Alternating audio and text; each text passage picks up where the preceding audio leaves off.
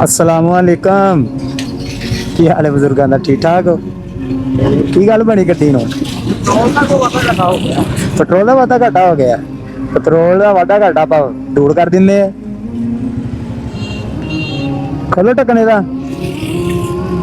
मैं उपर के पाना कर लियाओ, मैं पा देना।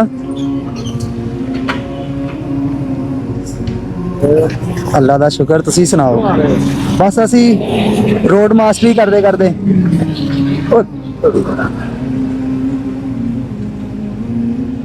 किधरों आ रहे जे? तुसी किधरों आ रहे जे? अच्छा अच्छा, खैर नाल ही गए सी। अच्छा, तो हुण किधर? घर नूं?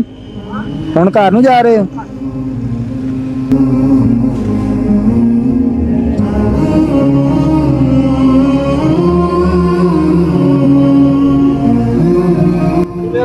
बहुत शुक्रिया जी, अल्लाह हाफिज़। मारो ना केके नूं, मारो। मैं क्या केके जरा हुंदी स्टार्ट? कोई होर तो नहीं मसला पेट्रोल तो इलावा?